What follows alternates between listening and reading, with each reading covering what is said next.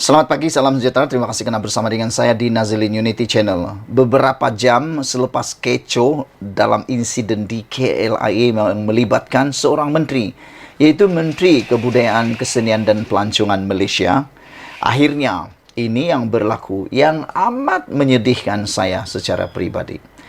Manakan tidak saya bersedih kalau tiba-tiba Ketua Pemuda UMNO pula menggesa supaya Perdana Menteri kita memecat menteri yang buat kecoh di KLIA.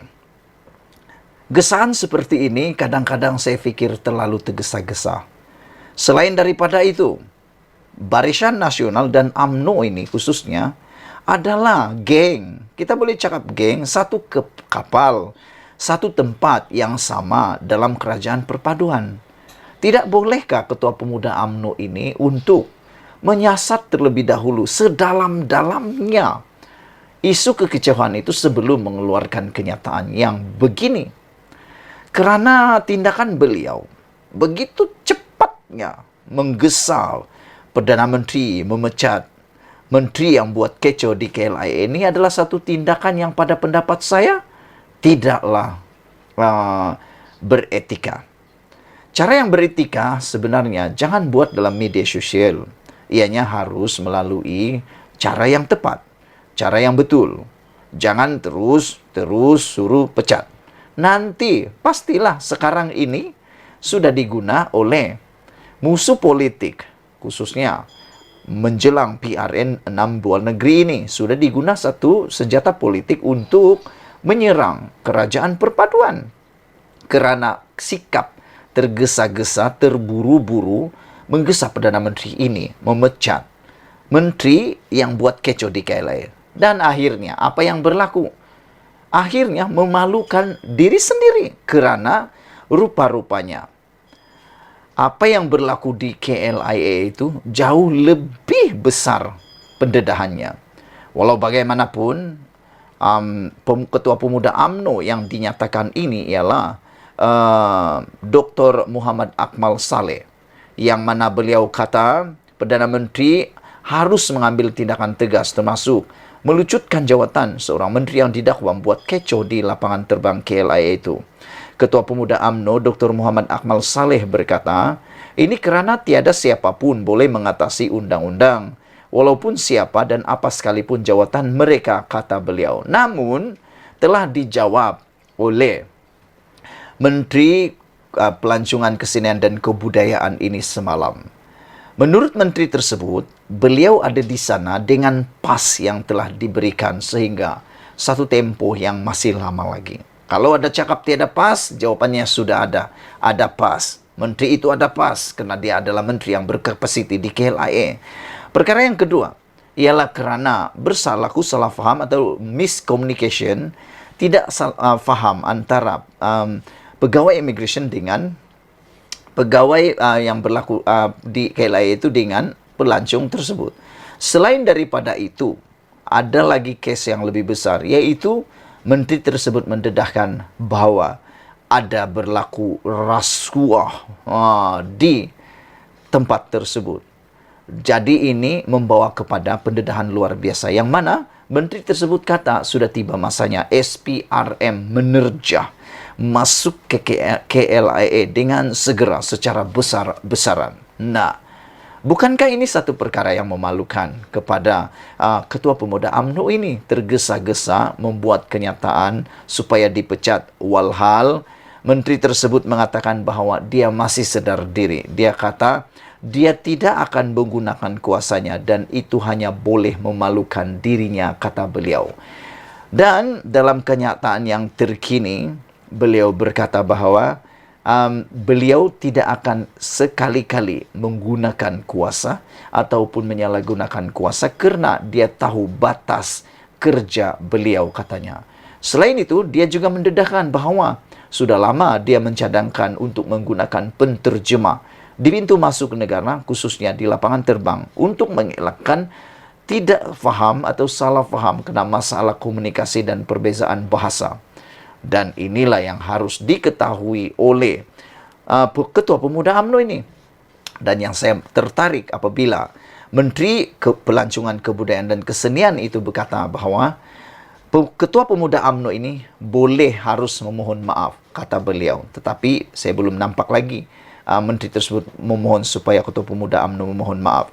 Beliau kata Ketua Pemuda UMNO ini harus menyiasat dengan sebaik-baiknya melalui cara yang betul. Jangan melalui media massa, kata beliau. Kerana dalam media massa, memang kita tak tahu. Huruf A boleh jadi huruf B. Huruf B boleh jadi huruf Z. Begitulah media massa. Tapi kita tak tahulah berapa saat, berapa minit selepas menonton video kekecohan itu, sudahkah disunting atau tidak. Terus pula tiba-tiba Ketua Pemuda UMNO ini menggesa Perdana Menteri pula memecat Menteri. Nasib baiklah Perdana Menteri kita Anwar Ibrahim ini berfikiran panjang, tidak membuat keputusan terburu-buru, terus memecat. Kalau dia ambil keputusan terburu-buru terus pecat, ramailah menteri yang akan dipecat karena media sosial. Media sosial ini banyak cerita-cerita yang tak bagus sebenarnya, ada juga yang bagus. Itulah dia beberapa jam selepas kejadian kecoh di KLIA, Ketua Pemuda UMNO gesa Perdana Menteri pecat menteri tersebut, tetapi akhirnya dia kena sendiri. Sekian dulu untuk kali ini. Jangan lupa tinggalkan komen anda, tekan butang subscribe. Kita jumpa lagi. Bye-bye. Selamat pagi, salam sejahtera. Ini satu pendedahan yang mengaitkan dengan komplot. Satu komplot yang didedahkan oleh Datuk Seri Anwar Ibrahim sendiri untuk menjatuhkan beliau. Komplot geng kaya mahu jatuhkan kerajaan perpaduan pimpinan Anwar Ibrahim. Sebelum kita teruskan ulasan kali ini, jangan lupa tinggalkan komen anda, tekan butang subscribe. Saudara-saudara sekalian, tekan butang subscribe itu percuma. Kita digemparkan pagi ini dengan pendedahan identiti sebenar mereka-mereka geng-geng sakau yang cuba mahu jatuhkan kerajaan. Siapa yang cuba komplot mahu jatuhkan kerajaan perpaduan ini, mahu jatuhkan Anwar Ibrahim, yang menurut Anwar Ibrahim turut mengugut beliau dan turut mahu menumbangkan, menjatuhkan aspirasi untuk mahu menghapuskan rasuah dan penyelewengan. Ini benar-benar mengejutkan kita apabila beliau sendiri mendedahkan bahawa pelbagai ugutan diterima oleh Anwar Ibrahim daripada siapa lagi kalau bukan geng kaya, kata Anwar Ibrahim. Identiti geng kaya ini kita nak tahu siapa sebenarnya. Ikuti terus ulasan ini kerana dalam ulasan ini akan ada clue-clue tertentu yang mungkin memberikan penjelasan, yang mungkin mendedahkan siapa geng kaya ini yang cuba berkomplot untuk menjatuhkan Anwar Ibrahim, kerajaan perpaduan, dan juga yang paling sadis dan menyedihkan ialah ugutan yang dibuat. Hari ini atau di Bukit Martajam, Datuk Seri Anwar Ibrahim memberitahu bahawa beliau menerima pelbagai ugutan daripada ini identiti mereka. Siapa lagi kalau bukan geng kaya, dengan kata kunci geng kaya yang sedang berpakat untuk menjatuhkan kerajaan perpaduan yang dipimpinnya kini. Jadi persoalan besar yang kita nak ulas ini ada dua perkara. Siapa geng kaya itu? Sila tinggalkan dalam ruangan komen ini. Mungkin anda ada jawapan dan mungkin ada maklumat dan mungkin anda ada idea yang boleh mengaitkan siapakah geng kaya yang dimaksudkan oleh Anwar Ibrahim, yang boleh juga kita gelar sebagai geng durjana ini yang cuba untuk berpakat sedang mahu menjatuhkan kerajaan perpaduan yang dipimpin oleh Anwar Ibrahim. Soalan pertama itu, siapakah geng kaya itu, geng sakau ini?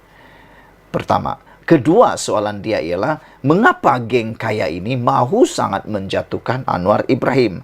Mahu sangat menjatuhkan Anwar Ibrahim sehingga wujudnya komplot, sehingga wujudnya ugutan terhadap Anwar Ibrahim. Anda boleh tinggalkan dalam ruangan komen juga. Pada pendapat anda, kenapa agak-agak geng kaya ini tak suka dengan Anwar Ibrahim? Saya ada satu jawapan untuk anda semua.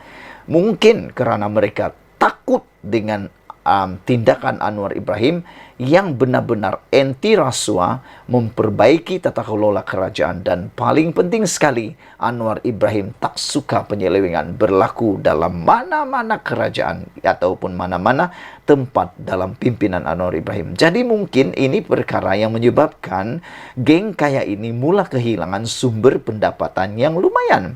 Pendapatan masih ada tapi kurang lumayan kerana tak boleh sakau banyak-banyak lagi. Itu pertama. Yang kedua, mungkin geng sakau ini, geng kaya ini dah mula takut, bergegar jantung, bergegar lutut kerana pendapatan mereka selama ini mula disiasat.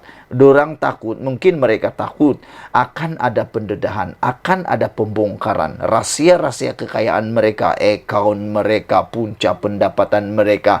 Mungkinkah ada penggubahan wang haram, mungkinkah ada penyelewengan. Mungkin inilah yang ditakuti sangat oleh geng kaya. Takut-takut nanti mereka akan kedapatan melakukan jenayah. Itu mungkin yang mereka takut. Jadi mereka pun berusahalah untuk mengugut dan juga buat komplot untuk menjatuhkan Anwar Ibrahim. Itu pendapat saya. Tapi persoalan yang lebih kritikal lagi ialah persoalan kita untuk Anda semua. Tinggalkan dalam ruangan komen jawaban Anda untuk soalan saya ini. Yaitu, kalau Anwar Ibrahim tumbang, siapa yang akan dilantik menjadi Perdana Menteri kerajaan? Siapakah yang disukai oleh geng kaya ini? Itu persoalan dia. Siapa yang geng kaya suka? Kalau Anwar Ibrahim tak disukai oleh geng kaya ini, kalau geng kaya ini tak suka kepimpinan Anwar Ibrahim, kerajaan perpaduan yang ada sekarang ini, soalannya ialah, siapa yang disukai oleh geng kaya ini? Siapa kerajaan yang akan menggantikan Anwar Ibrahim yang lebih baik dari Anwar Ibrahim? Anda mungkin ada jawaban dalam ruangan komen. Mungkinkah geng-geng kaya ini suka kalau ada kepimpinan dalam negara ini yang boleh dikatakan sebagai boneka? Barulah mereka tak nak ugut, tak nak jatuhkan, tak nak berkomplot jatuhkan. Mungkin itu sebabnya mereka suka sangat mengganggu pentadbiran Anwar Ibrahim. Sebagai penganalisis politik bebas dan juga pemerhati politik bebas, saya berdoa supaya Anwar Ibrahim tidak ada apa-apa masalah besar dan beliau tetap kuat dan kukuh untuk memerintah negara ini tanpa rasa takut.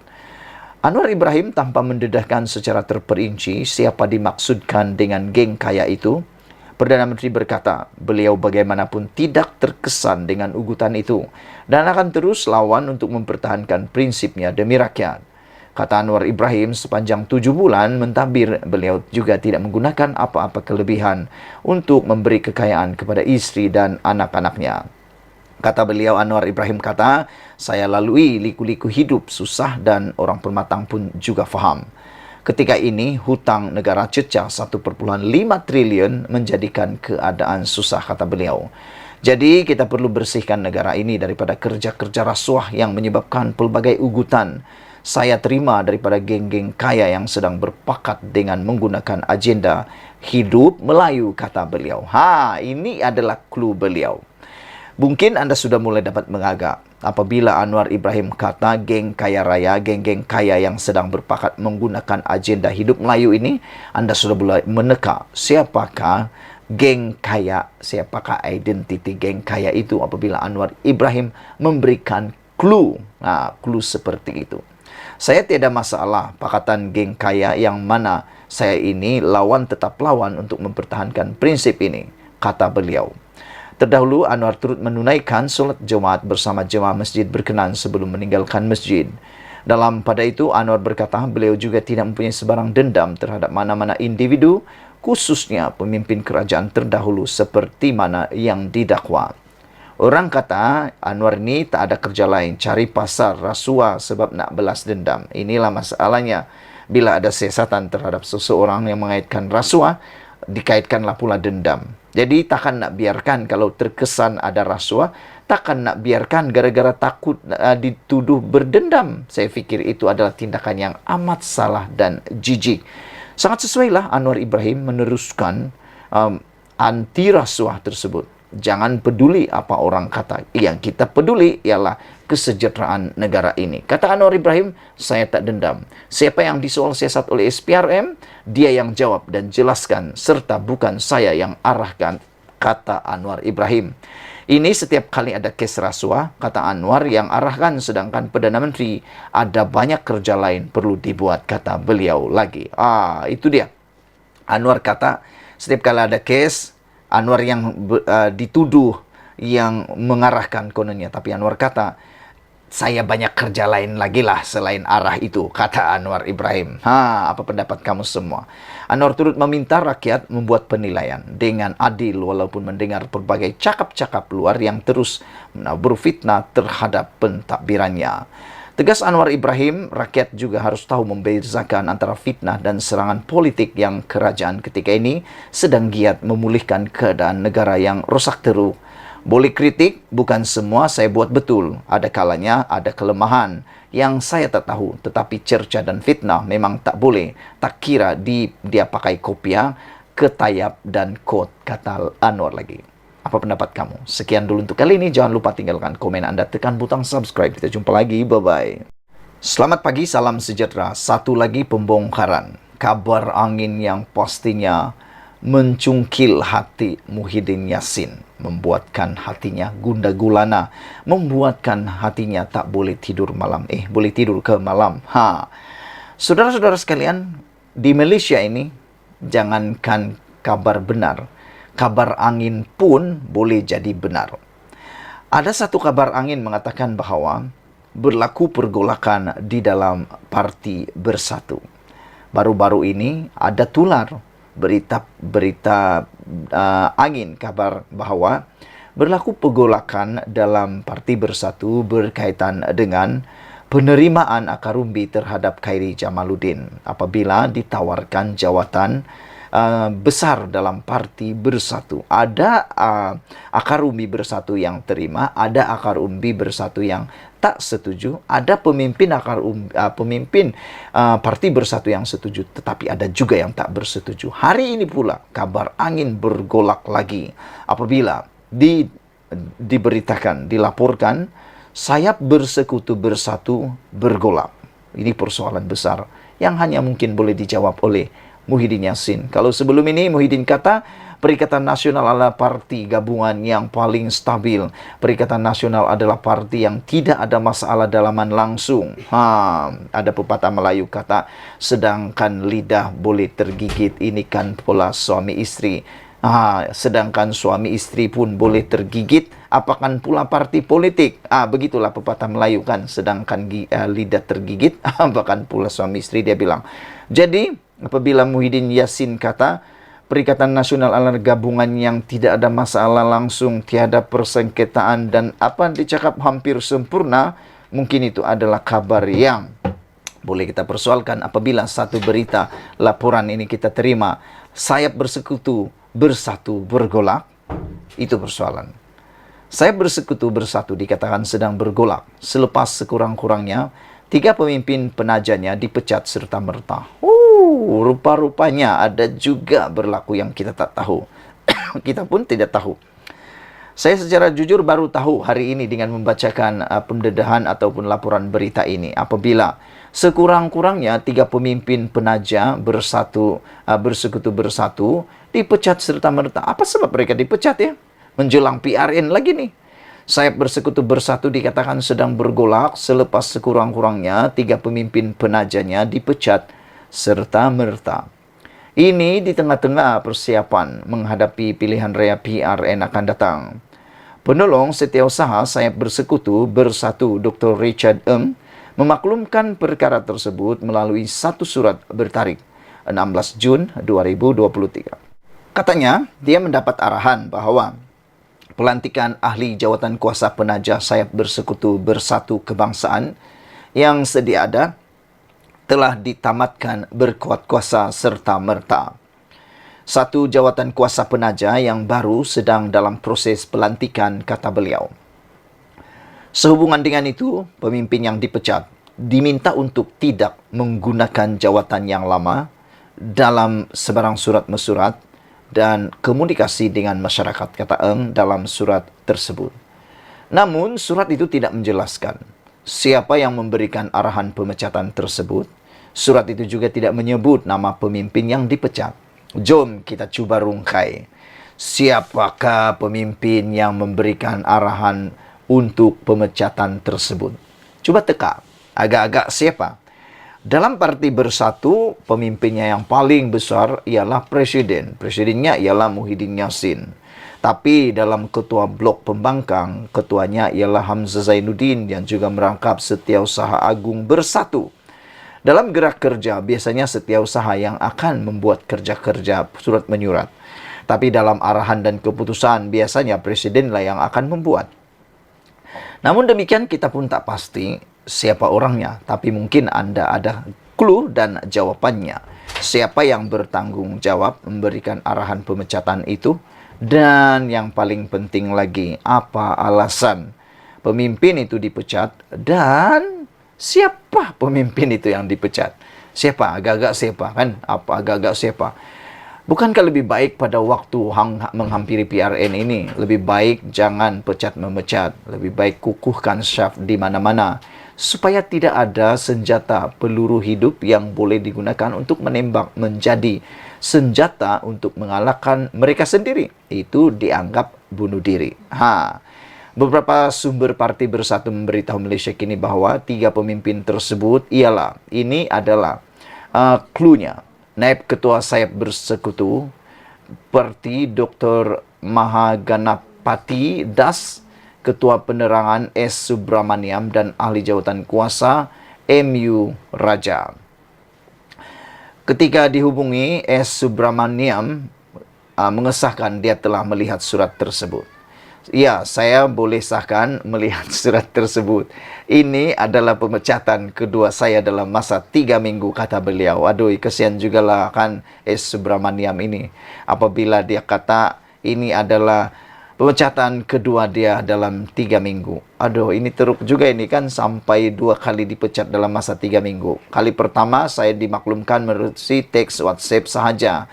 Kali ini surat dikeluarkan tanpa menyebut nama pemimpin yang dipecat, kata beliau.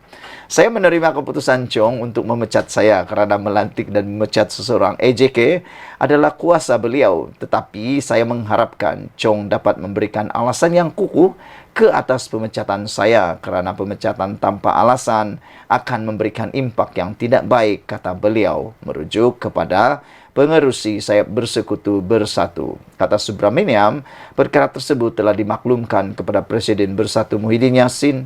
Sementara itu, M.U. Raja Pelo berkata dia masih belum menerima surat pemecatan. Saya tidak menerima sebarang surat. Bagi saya masih EJK Bersekutu, katanya. Malaysia kini telah menghubungi pengerusi Sayap Bersekutu, Chong Fatful, untuk mendapatkan komen. Bersekutu Bersatu ditubuhkan pada tahun 2021 selaku sayap dalam parti yang mewakili ahli bukan Bumi Putra. Apa strateginya? Kita pun tak tahu. Apa pendapat kamu semua? Sekian dulu untuk kali ini. Jangan lupa tinggalkan komen Anda, tekan butang subscribe. Itu percuma. Malaysia kita punya, kita jaga sama-sama. Cintai Malaysiaku. Nazilin Unity. Bye-bye. Selamat pagi, salam sejahtera. Terima kasih kerana bersama dengan saya di Nazilin Unity Channel. PRN 6 buah negeri sudah sah akan berlangsung beberapa hari saja lagi. Ini menjadi persoalan siapa yang akan menang dan siapa yang akan kalah teruk. Di dalam pelbagai isu melibatkan PRN kali ini, isu yang paling panas sekali ialah melibatkan satu persoalan daripada Datuk Seri Anwar Ibrahim, Perdana Menteri Malaysia, kepada pemimpin PAS. Anwar Ibrahim bertanya, tak sokong PAS musuh Islam? Pemimpin PAS kena jawab, kata Perdana Menteri. Semua ini satu polemik di dalam pilihan raya. Persoalan-persoalan yang penting yang boleh menentukan kemenangan, yang menjadi batu penanda kemenangan kepada mana-mana parti politik yang bertanding. Namun demikian, persoalan hebat ini menjadi buah mulut di mana-mana termasuk media sosial. Anwar Ibrahim bertanya satu soalan ini. Anda harus jawab. Pernahkah Anda dengar? Atau pernahkah Anda jawab? Ataupun tiada jawapan langsung, hanya pemimpin PAS yang boleh jawab. Kata Datuk Seri Anwar Ibrahim, tak sokong PAS musuh Islam? Itu persoalan dia. Pemimpin PAS kena jawab, kata Anwar Ibrahim. Hari ini Perdana Menteri Datuk Seri Anwar Ibrahim meminta pemimpin maupun Dewan Ulama PAS untuk membetulkan beberapa kenyataan. yang dikeluarkan penceramah bebas yang menyentuh sensitiviti umat Islam sebelum ini. Beliau berkata ini termasuk kenyataan bekas timbalan Ketua Dewan Ulama PAS Kedah, Sheikh Muhammad Zainul Asri Muhammad Romli baru-baru ini, yang menyatakan bahawa sesiapa sahaja tidak menyokong PAS adalah musuh Allah. Kata Anwar Ibrahim, apakah benar orang tidak bersama dengan PAS adalah musuh Allah? Kalau betul, pasal apa arwah Toh Guru Tan Sri Nik Aziz sokong saya dan saya bukan ahli PAS pun. Ini mereka pemimpin dan Dewan Ulama PAS kena jawab, kata Datuk Sri Anwar Ibrahim. Anar berkata demikian ketika berucap pada program Minum Petang bersama penduduk kampung Sama Gagah dekat Permatang Pauh hari ini. Sebelum ini, Sheikh Muhammad Zainul mengeluarkan kenyataan berbau hasutan berkait isu musuh Allah ketika program Himpunan Kedah berselawat pada 24 Jun lepas. Namun, beliau telah memohon maaf serta mengakui kesilapan mengungkap kalimah berkenan. Anwar turut mendesak kepimpinan PAS membetulkan dakwaan lama yang dikeluarkan penceramah bebas itu, antaranya Nabi Adam turun di Gunung Jerai, Kedah. Dua dakwaan Saidina Uthman bin Affan sampai di Kedah. Kita kata dakwah tak mengizinkan kepalsuan. Betulkah tidak? Kalau tidak betul, mengapa tidak ditegur, kata Perdana Menteri lagi. Saudara-saudara sekalian, ini satu pendedahan yang luar biasa yang pastinya akan membuka minda dan juga pastinya menjadi batu penanda kepada keputusan pilihan raya kali ini. Mengikut pikiran dan juga pendapat saya, persoalan ini kalau dijawab dengan tidak berhati-hati, ianya boleh menyebabkan PAS menerima bahana yang besar. Tapi kalau dijawab pula, ianya juga boleh memerangkap PAS. Oleh sebab itulah, persoalan ini sangat penting untuk cuba dijawab oleh PAS. Anwar Ibrahim melalui Malaysia Kini, laporan Malaysia Kini ini bersoal jawab kepada pemimpin PAS dengan satu soalan. Tak sokong PAS adakah musuh Islam? Pemimpin PAS kena jawab segera. Perdana Menteri Datuk Seri Anwar Ibrahim meminta pemimpin maupun Dewan Ulama PAS untuk membetulkan beberapa kenyataan dikeluarkan penceramah bebas yang menyentuh sensitiviti umat Islam sebelum ini. Itu sebabnya dalam beberapa kenyataan PDRM baru-baru ini, mereka melarang untuk berkempen menggunakan sensitiviti, terutamanya melibatkan 3R, yaitu agama, bangsa dan raja-raja. Apabila ianya digunakan dalam kempen, maka inilah yang berlaku. Beberapa perkara yang tidak elok dan sensitif menyebabkan perpecahan dalam negara ini. Anwar berkata ini termasuk kenyataan bekas timbalan Ketua Dewan Ulama PAS Kedah, Sheikh Muhammad Zainul Asri Muhammad Romli baru-baru ini, yang menyatakan bahawa sesiapa sahaja tidak menyokong PAS adalah musuh Allah. Apakah benar orang tidak bersama dengan PAS adalah musuh Allah, kata Anwar lagi. Kalau betul, kata Anwar, pasal apa arwah Tok Guru Tan Sri Nik Aziz menyokong beliau dan beliau pula bukan ahli PAS? Ini pemimpin atau Dewan Ulama PAS kena jawab, kata Anwar Ibrahim.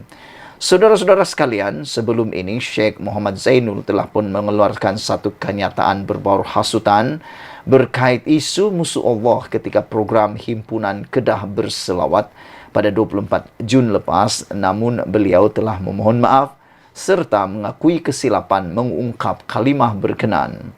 Anwar turut mendesak kepimpinan PAS membetulkan dakwaan lama yang dikeluarkan penceramah bebas itu, antaranya Nabi Adam turun di Gunung Jerai, Kedah. 2. Dakwaan Saidina Uthman bin Affan sampai di Kedah. Kita kata dakwah tapi mengizinkan kepalsuan. Betulkah tidak? Kalau tidak betul, mengapa tidak ditegur, kata Anwar Ibrahim. Ini persoalan yang amat besar yang perlu dijawab disegera oleh para pemimpin PAS. Itu saranan Datuk Seri Anwar Ibrahim. Sekian dulu untuk kali ini. Jangan lupa ikuti terus ulasan dan pendedahan selepas ini. Selamat malam, salam sejahtera. Terima kasih karena bersama dengan saya di Nazilin Unity Channel. Wah, ini satu pendedahan rasuah yang berlaku di KLIA. Menteri Pelancongan dan Kebudayaan dan Kesenian Malaysia, Tiong King Sing, mendedahkan bahawa ada satu budaya yang memalukan berlaku di KLIA.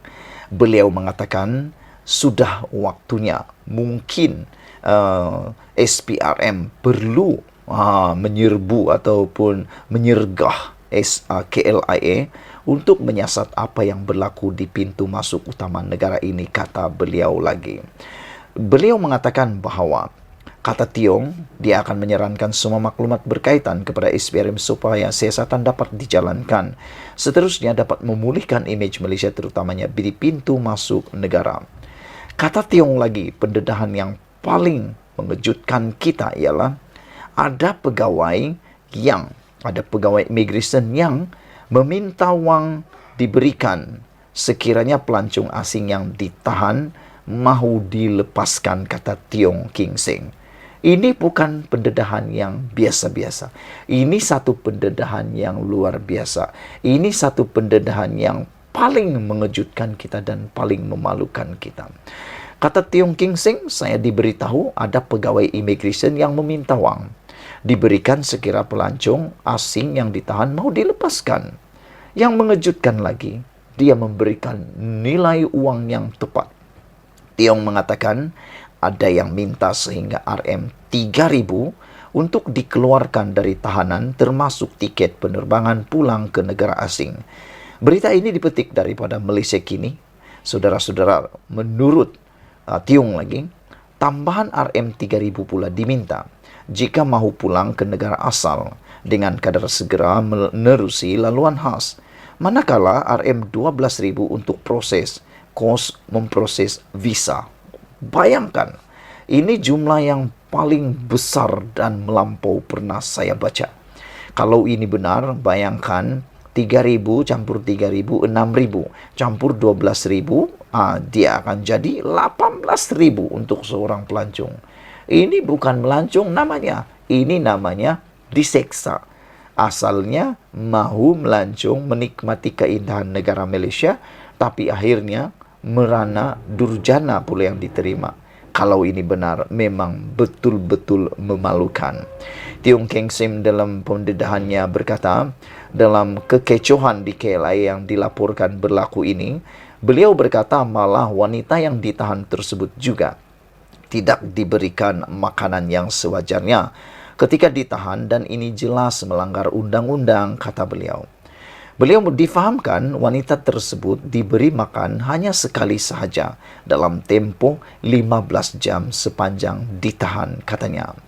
Kata Tiong, dia akan menyerahkan semua maklumat berkaitan kepada SPRM supaya siasatan dapat dijalankan, seterusnya dapat memulihkan imej Malaysia terutamanya di pintu masuk negara.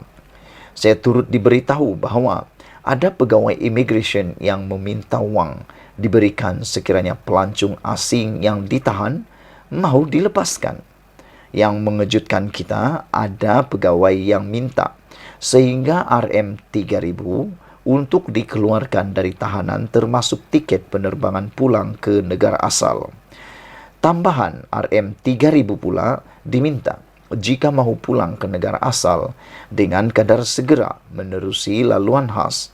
Manakala RM12,000 lagi untuk kos memproses visa, katanya. Saya rasa ini satu perbuatan yang melampau. Dan saya rasa pendedahan ini mungkin ada kebenarannya. Perlu disiasat segera oleh pihak SPRM. Seperti mana yang ditegaskan oleh Tiong King Sing, Menteri Kebudayaan, Kesenian dan Pelancongan ini, dia sudah merasakan bahawa sudah tiba masanya pasukan SPRM masuk ke KLIA 1 secara besar-besaran untuk menyiasat apa yang berlaku di pintu masuk utama negara kita. Jangan sampai sudah nasi menjadi bubur, barulah kita bertindak. Jangan sampai nama kita sudah kotor di negara luar, baru kita bertindak. Kata Tiong King Sing juga, Saya juga mendapat maklumat bahwa adanya pegawai yang mengubah akta yang termaktub dalam perundangan mereka sesuka hati ketika di lapangan. Wow, ini satu pendedahan yang luar biasa apabila Menteri Kebudayaan, Pelancongan, Kesenian dan Kebudayaan ini menyatakan, mengakui, membongkar bahwa ada wujud rasuah di KLIA. Tiong King Sing katakan, kehadiran saya di KLIA membongkar rasuah. Wah, apa pendapat kamu semua? Kalau Anda suka dengan pendedahan malam ini, sila share video ini, tinggalkan komen Anda. Malaysia kita punya, kita juga sama-sama cintai Malaysiaku. Bye-bye.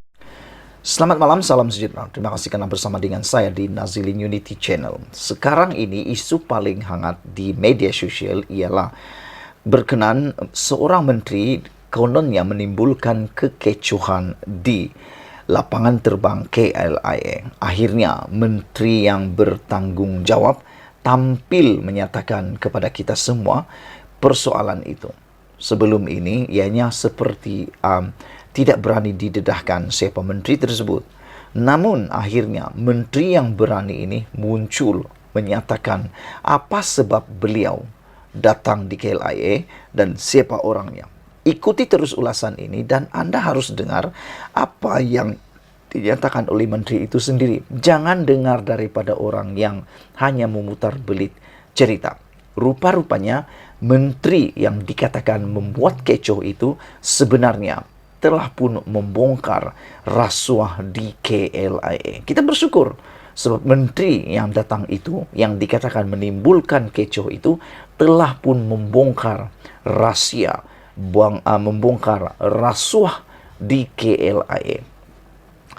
Rupa-rupanya, kalau ikut apa yang diceritakan oleh menteri ini, rupa-rupanya di KLIA wujud rasuah. Adakah Anda tahu? Saya tak tahu. Baru juga tahu. Dan menteri ini ialah Menteri Pelancongan, Kesenian dan Kebudayaan. Menteri ini ada kaitan dengan KLIA sebab beliau tahu KLIA adalah pintu kepada pelancongan dan kesenian dan kebudayaan, melibatkan pelancong. Jadi itu sebabnya kita sangat-sangat bersyukur kerana menteri ini walaupun menimbulkan kekecohan, tetapi telah pun membongkar rasuah yang jijik berlaku di KLIA. Menteri akui kekecohan kehadiran saya bongkar rasuah di KLIA, kata Menteri Pelancongan, Kesenian dan Kebudayaan Tiong King Sing. Beliau mengakui dirinya adalah menteri yang dimaksudkan dalam kekecohan di Terminal 1 lapangan terbang antarabangsa KLIA semalam. Bagaimanapun, kata Tiong, kehadirannya di sana telah mendedahkan rasuah di kalangan pegawai di lapangan terbang. Saya bersyukur kerana kehadiran saya telah membongkar satu peristiwa yang memalukan negara apabila wujudnya budaya rasuah yang dilakukan oleh segelintir pegawai dan penyalahgunaan kuasa yang kronik di pintu masuk negara, kata beliau. Aduh, ini memang memalukanlah kalau benar apa yang didakwa oleh Menteri Pelancongan, Kesenian dan Kebudayaan ini. Memang betul-betul memalukan negara apabila wujudnya budaya rasuah yang dilakukan oleh segelintir pegawai dan penyalahgunaan kuasa yang kronik di pintu masuk negara, kata beliau. Pada mulanya, kata menteri ini, saya tidak mahu mendedahkan perkara ini kerana sedang bertindak mengikut saluran serta platform yang lebih praktikal, kata beliau lagi. Namun, disebabkan isu ini tular dan ramai pengamal media menghubungi saya, maka ini penjelasannya, katanya, kepada satu kenyataan hari ini. Betullah apa tindakan Tiong ini? Beliau sebenarnya mahu membuat laporan itu secara bertulis kepada platform yang lebih baik, lebih praktikal tanpa menggunakan media sosial. Tetapi oleh kerana media telah pun menularkan perkara itu dan telah mungkin disalah erti, disalah tafsir, maka adalah sesuai. Dan saya tidak menentang pendedahan daripada Tiong ini melalui media sosial juga. Sebab kalau tidak, nanti orang akan guna itu sebagai satu peluru. Lebih-lebih lagi sekarang ini adalah PRN melibatkan 6 buah negeri. Jangan-jangan parti pembangkang, parti lawan sudah mengintai untuk memutar belit dan menggunakan isu ini untuk menjadi senjata menembak musuh mereka. Jadi baguslah. Tiong telah menerangkan dengan begitu baik sekali apabila beliau kata dia disebabkan isu ini tular dan ramai pengamal media menghubunginya, maka ini penjelasannya. Tiong menafikan dakwaan yang menuduhnya melepaskan pelancong asing yang ditahan oleh pihak immigration. Kata beliau, saya tiada kuasa untuk itu dan saya hanya merusakkan reputasi saya jika berbuat demikian. Makna kata, dia sadar bahwa apa yang dia buat itu akan boleh merusakkan reputasinya kalau dia benar-benar melepaskan pelancong asing itu. Maknanya dia tidak melepaskan pelancong asing itu sesuka hati karena dia tahu bidang kuasanya dan tidak mau merusakkan reputasi beliau. Jelas Tiong, warga China yang dibelanya sebenarnya ditahan tanpa diberi alasan atas sebab-sebab penahanannya. Katanya lagi, masalah timbul apabila kedua-dua pihak pegawai immigration dan pelancong asing tersebut mempunyai masalah komunikasi. Jadi ini masalah dia, misunderstanding, miscommunication. Dimaklumkan bahawa pelancong tersebut telah lengkap segala dokumentasi, namun kegagalan komunikasi kedua pihak menggagalkan pihak immigration mendapatkan dokumen yang diperlukan dari pihaknya, katanya lagi. Maknanya pelancong ini sedang bermasalah. Jadi tiada masalahnya Menteri Pelancongan ini datang membantu. Karena itu tugasnya. Dia memang Menteri Pelancongan. Jadi apa salahnya Menteri Pelancongan membantu pelancong yang ada masalah ini? Mungkin kerana kedapatan ada rasuah di sana, itulah yang menimbulkan kekecohan. Dan bukannya kehadiran Tiong itu yang menimbulkan kekecohan, tetapi kedapatannya rasuah itu. Dimaklumkan bahawa pelancong tersebut telah lengkap segala dokumentasi. Penjelasan Tiong dibuat selepas laporan Bebas News mendakwa seorang menteri yang tidak dinamakan telah menceroboh masuk ke Balai Ketibaan Antarabangsa untuk mempertahankan seorang warga China yang dilarang memasuki Malaysia. Bebas News memetik sumber melaporkan menteri berkenaan mengetahui kejadian itu dan memasuki Balai Ketibaan KLIA tanpa terlebih dahulu memohon pas. Namun demikian, kata Tiong, sedangkan saya memiliki pas yang sah untuk memasuki kawasan tersebut. Jadi mengapa perlu memperbesarkan isu ini dengan memberi persepsi yang salah soal Tiong? Saya masih waras dan tahu batas-batas sebagai seorang Menteri Pelancongan Seni dan Budaya. Apa guna saya sebagai menteri sekiranya saya tidak memberi tumpuan serius terhadap kepentingan negara? Tambahan pula, ia menjejaskan imej negara dan menakut-nakutkan pelancong asing, kata beliau. Jika kita tidak serius dalam isu ini sekarang, sampai bila-bila pun, ia tidak akan diselesaikan. Mungkinkah ada segelintir pegawai takut jika perkara ini terbongkar sehingga memberi kesan kepada kepentingan peribadi mereka? Soalnya, menurut Tiong, dia telah melobi penterjemah untuk warga asing dari Timur Tengah, China dan India seawal Mac lagi untuk menyelesaikan proses ketibaan dan memastikan kecekapan. Timbul persoalan, kenapa mereka menolak penterjemah yang telah disediakan oleh pihak Malaysian Airports Holding Berhad, kata beliau. Dalam lawatan ke KLIA itu, saya turut membawa pegawai siasatan dari unit integriti di bawah MOTAC. Saya merasakan sudah tiba masanya pasukan SPRM masuk ke KLIA secara besar-besaran untuk menyiasat apa yang berlaku di pintu masuk utama negara ini, katanya. Menteri itu berkata menjadi isu biasa mengenai warga asing yang tiba di Malaysia dan telefon bimbit mereka dirampas dan tidak diberi alasan untuk penahanan mereka. Saya juga mendapat maklumat bahawa adanya pegawai yang mengubah akta yang termaktub dalam perundangan mereka sesuka hati ketika di lapangan terbang. Sekian dulu untuk kali ini. Jangan lupa tinggalkan komen dan tekan butang subscribe. Kita jumpa lagi. Bye-bye.